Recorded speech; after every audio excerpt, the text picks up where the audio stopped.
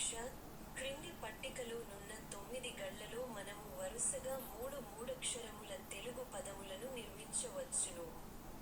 కాగా ఆ 3 పదముల చివరి 2 అక్షరములను మాత్రమే పట్టికలో ఇచ్చి మొదటి అక్షరమును ఖాళీగా ఉంచుట జరిగినది. ఖాళీలలో ఉండవలసిన ఆ మొదటి అక్షరములేమిటో పట్టికకు ఇరువైపులా ఉన్న తెలుగు మరియు ఇంగ్లీష్ పదముల ఆధారముల ద్వారా కనుగొని 2 నిముషములలోగా పూరించండి.